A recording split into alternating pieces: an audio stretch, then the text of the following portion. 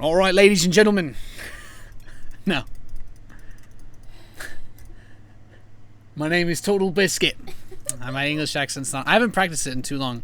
It's too bad. All right, we're on Frost. It's a TVP. It's cross spawns. You got, in the bottom right, you got your Protoss here. You got your Minigun Chad Dr. Jones representing the root team. You got your Terran in the top left representing your Europeans, your Koreans, your Swiss mates. It's my Insanity's JJakji. And talk about a match for the ages here. Our last round of 16 match for the night, ladies and gentlemen. Tonight only. Unless you live where I live, in the East Coast. Then it's this afternoon. And potentially again tonight if you wanted to watch it again. I don't know. We are in the round of 16 for the Vasa Cast Invitational. And this is going to be the most hyped Terran vs. Protoss you have ever seen in your entire life. Or your Kappa back. So, barracks opening from JJakji. I expect to see a gas for a Reaper. Minigun. 13 supply gateway. So, what we are looking at here is a round of 16 match. This is a best of 3 between these two players. Minigun, you guys know him. He won the... For some reason, I just completely forgot. The Ender's Game on Blu-ray StarCraft 2 Tournament. Minigun was actually defeated by one of his teammates, I believe, in WCS America, round of 32. So he is kind of out of there. JJakji, on the other hand, making some strides. JJakji is he's quite a man. Quite a man, indeed. And this, as I said, is the round of 16. So the players that move to the round of 8, once you hit the top 8 for this tournament, you are guaranteed at least $100. Like that, you're literally going to make $100 if you win this best of 3. So already money is officially on the line for a single series. And of course, as you guys don't know, the first place prize is something like $2,500, man. That's like some dirty cash right there. Minigun's going out to scout now. This music's just so epic to let you know how epic this situation is. He's made a Reaper. He's got enough gas to build a reactor. And JJakji is going to kill this probe. And now the Reaper begins its hunt. The search for love. He will go to the wrong direction, though. Sometimes we are looking for love in all the wrong places. But it's okay. It's okay, because worse things have happened. Many worse things have happened in the existence of mankind. Gas being taken by a Minigun. Very standard so far from him with this one gate fast expand and the mothership core to keep him safe. Now the Reaper, of course, is quite far away. And apparently JJakji cannot make units infinitely without depots. Who would have guessed? His SCV, though, will find Minigun's base, and he'll be like, oh, okay, Nexus. I don't have to worry about a one base all-in, you know what I'm saying? Mothership core is on patrol. You know, I actually learned something. If you're a Protoss player and you're watching and you're like, you know what, Nathan? People don't hate me enough for playing Protoss. If you would like people to hate you slightly more than they probably already do, at least if you're, you know, in touch with the Reddit meta, you can patrol your Mothership core to keep it from decelerating. The Mothership core actually has a it's not the fastest unit in the game, but its acceleration rate is very slow to utilize the full speed. Keeping it on patrol actually allows it to not slow down ever. So the Mothership core is actually better than it was before since people started doing this. How crazy is that? Anyway, Reaper did kill a probe or two. And now it's looking for something else. Nope. And it's dead. Okay, command center's done. We have factory. Widowmine is in production, and we are going to see a starport, most likely beginning now for the Terran player. There it is, JJakji. He's pushing out. He's got 6 Marines. 6 Marines, man. This is SEAL Team 6 right here, looking to make some waves in this ocean of a StarCraft game. We have a robotics facility on the way for Minigun. He is playing a very standard style. Forge Robo is about as defensive as you can get for a Protoss versus Terran. It is the ultimate economic opening. You get observers, you can get one quick upgrade, and of course you can segue pretty easily into either Warp Prism Harassed, you know, Mass Observer All-In. But let's see now. Medevac is on the way. We have the first Widowmine on the field. And his goal is to put this Widowmine somewhere that this Stalker gets blown into a bajillion pieces. So, let's see if he can do that. Let's see if he can do that.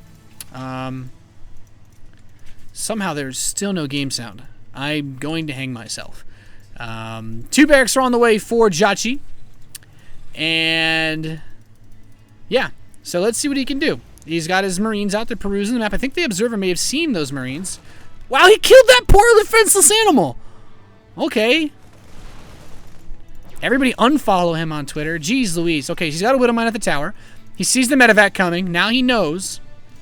And no stim has started yet, though. So this attack needs to do damage. This attack must do damage. You know, this is like, I don't know, like an ultimatum I'm giving right now. May it live in infamy. If he does not do some serious damage, Minigun can probably make a Colossus and A-move him if he just loses all of these units.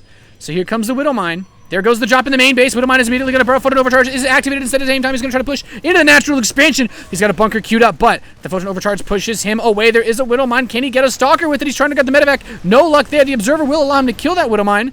And JJakji doing no damage whatsoever. Twilight Council is about to complete. We could see Charge. We could see Blink. We could see a third base. What do you think? Colossus is on the way. This is kind of what I was talking about, but unless he adds that range upgrade, this is unlikely to be a committed Colossus play. He could still go for a second Forge. He already has the +1 armor done. He already has the Twilight Council. And he does have Blink. So because it's Blink, I feel like a second Forge is almost in order. He could queue a second Colossus or get range. But, you know, I haven't seen anybody do the 6 rangeless Colossus all-in a long time. Which may also live in infamy. It is actually second Colossus. Okay. Okay, I guess that's okay. It's not too bad. Maybe the Blink is a better indicator of that than I thought. He does have some bio moving out. Stim is still not yet halfway done. But he kept most of his Marines alive. And by keeping these Marines alive, he's alright. You know, you keep the Marines alive and then suddenly everything just seems okay. It's just okay. So, now he's repairing these medevac. He's moving out with his secondary bio force. And can he make it happen? That is the question. He's getting ready. He's loading them up for medevacs. Third command center is on the way. There's no observer to see this force coming. Chad, Dr. Jones is taking the third base. He is getting ready to get the macro engine rolling along. Now, let's see. Second Forge. +1 attack. He'll be able to get his 2-2 together once this +1 is done. Colossus range is halfway complete. He's recognizing the threat of Widowmines. Combat shield about halfway done. +1 attack completing for JJakji. And he's moving up to 4 and 5 barracks. So a very standard setup from the Mind Sanity Terran player. But can this Doom drop, this crocodile wrestling, volcano losing madman, make something happen? Blink is about to finish, but there is nothing in the main base to defend against this. The Colossus are coming. He can Photon Overcharge. The Bioforce is here. He stims. The Time Warp will lock him in position. So he's going to load up his medevacs. The Stalkers Blink underneath. Not able to get any kills, and he's actually going to be able to deny this third base, I feel. More Marauders are rolling up. There is enough energy for the Photon Overcharge, but he snipes some Mothership when the third base is done. He's chasing the Colossus. Force fields will pinch him off. The Bio is so weak. I don't think he can stick around here very much longer. He will lose all of his forces if he hangs around too much longer. He does have the Stalkers here with the Blink. This one Marauder will die a horrible, painful death so that his comrades can escape. +2 attack started up for the Protoss player. We have +1 armor starting for JJakji. No armory just yet. Viking production has begun. We see him still just on 1 starport. No storm transition, though. He needs to be wary of the number of Colossi on the field. There are 3. No 4th one, though. When does Chad transition out? That is the question. When does Minigun start to move towards another type of tech? Because JJakji has been supply blocked for a couple seconds, but now he is out on the map. He is out at the center of the field. He is ready to bring some aggressive pain to his opponent. JJakji's going to do whatever he can to give himself this game. A single medevac loaded going up top will actually run potentially... Actually, is it going to run right over where this pylon's going? The probe should still see him. He scans. What is he looking for? What's he looking for? Oh, he kills the observer. Okay. Okay. That's one of the reasons why I prefer to use the game heart maps, man. It's easier to see the scans. And, oh my god, this probe. Oh, young Rustler, run. The whole medevac boosted for him. He's like a VIP probe. He's like the VI probe right there. And he dies. So JJakji still has a really large force. How many Colossi are there? 4. Number 5 is on the way. Templar Archives now beginning for the Protoss player. He's got a solid setup here. Getting some zealots to hold against potential drops. He picks off that pylon, JJakji. And he has a double depot set up here to stop any potential run-bys. And he scans. He's like, okay, no observers. Let's go to town. Let's go to town. There is 1 time warp available. And there is... wow, that observer is in the ultimate position. Oh! Gives a love tap to that Viking. +1 vehicle weapons begins. 2-2 starts up for the Terran player. +2 attack. 30 seconds away for the Protoss. And... where is Minigun going to go from here? He's bringing in lots more zealots. He's got charge. That +2 attack, so close. Storm is on the way now. A couple extra gateways finish up. Does JJakji have what it takes? He has so many units on the map.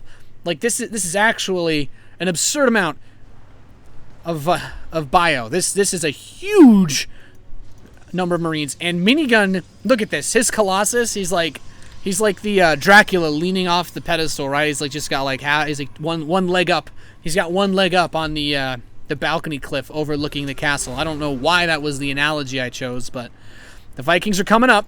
Storm is halfway done. First couple Templar being warped in. He stims. Nothing doing just yet. Pokes a Stalker. Might kill it. Okay, that's something. That's something. He really wants to push in on this third base. He needs to be very, very careful here. He's moving in with these Marines and these Marauders. Can he do it? He's being a bit hesitant. I can't blame him. There's a Photon Cannon. Photon Cannons are good units sometimes. He's spread out quite well, though. He's got Ghosts. And there's an EMP. He's looking for 2. Can he get the second one? He's moving up. Stalkers blink back. They snipe the one. Oh, God, there's still storms. There's the storms on the Vikings. The Colossi. Big focus down. He's picked off 2 of them, but these Vikings are so low. He needs to focus them. Only 1 Colossi remains now, but all of the Vikings have been killed. He's stepping back. The Zealots are doing a great job of taking this damage. There's the Archon as well. He needs to kill this Colossus. He's started stepping back against the Zealots. Minigun chasing forward. JJakji's army is dwindling so quickly. His healing power lost in the medevacs. The last one picked off, and he is forced to retreat. Still has 2 Vikings just sitting here for no reason at all, but he is kiting back. He is doing everything he possibly can. And he does have a 4th base done. +3 attack is on the way for Minigun. He has still a reasonable setup of army. He has good composition, Stalkers, Colossus, and I like the Immortal that's been stuck in here for a while. Even though it doesn't actually have any kills, still pretty good against Marauders. But let's see. With no medevacs, this is a really bad situation. Chad Minigun Jones knows that with the second robotics facility, if he continues to produce Colossi, the fact that he killed all the Vikings and all the medevacs means that JJakji either has to build medevacs or Vikings. And right now he's building medevacs because his bio is like, most of his units are close to dying, which means he can't build Vikings. So this Colossi count, very, very strong. And then that's a lot of gas he has to spend on it, so it hurts the Ghost production. He does still have a good number of Ghosts, but he's going to get into a fight. If he stims right now, he's going to get destroyed because his army is at half of its current potential maximum health.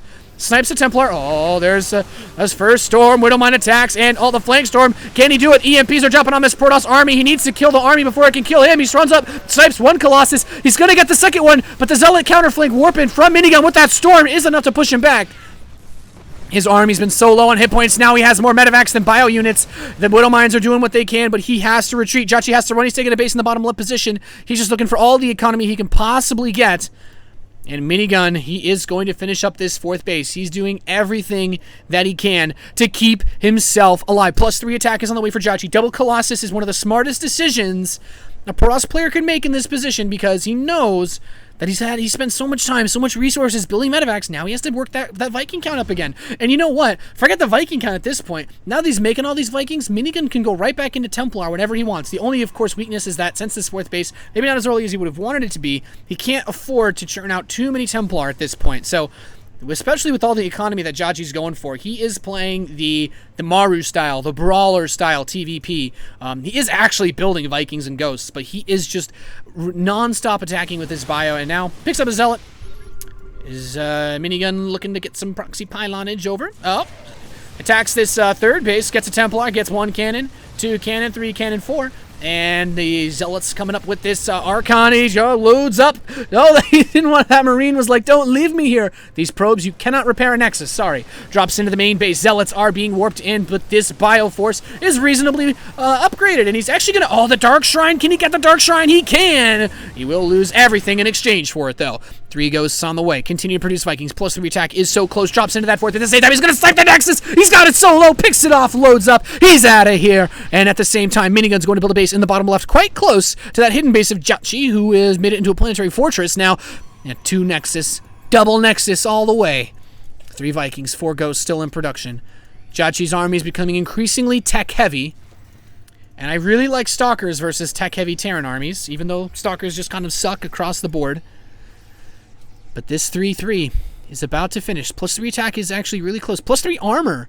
Unusually late for a Protoss. He has a Warp Prism going out. Minigun doesn't know. He doesn't know about this base. Nope. Not going to see it. And their SCVs are actually... Wow, he's going to miss the SCVs too? No, he's going to be like, why are all these SCVs running past me? And his Zealots might actually pick up... Oh, wow. Oh, Minigun's like, wait, what's going on here? And then he will see. There's a couple of Zealots waiting up top. There is a Zealot over here, just kind of randomly hanging out. But now JJakji wants to make the plays. This is his opportunity to do so. He's brought in 2 Stalkers to try to prevent mineral mining here. Scans ahead. He's looking. This Protoss army is so clumped from Minigun. And that's... Oh, gets the snipes, but storms the ghosts. JJakji's not out of it just yet, clearing out the tower from Minigun. There is a flanking Templar on the left side and needs to be very careful with how he deals with this army. And JJakji, picks up the snipe on the Templar from the south. The Templar on the left side has not yet made its way towards that army. I'm a little bit concerned about that. Snipes off another Templar. JJakji just needs to keep his army spread out. He's looking to potentially go for an attack. Bringing him forward. Gets another set of snipes off. Where are the EMPs? Is he going to commit? How many more Templar can come out of the woodwork? Just one on top. He needs to be wary of that Templar on top. He's actually going to commit. Here comes the Bio stimming forward. Throws down the EMPs. The Templar from the top. Can he get the storms off? No, it's sniped. EMPs the Immortals as well. There's no storms with this army. And picks off all the Colossi with those Vikings. The Immortals dead as well. He can land these Vikings if he wants. And he shall. Destroying this Protoss force. Chad Minigun Jones drops down. 96 supply. The rest of the Zealots running in. A flanking Templar is not enough. JJakji takes game number 1 in this best of 3. A fantastic game by both players. JJakji, just, man, he was the conductor on that train, and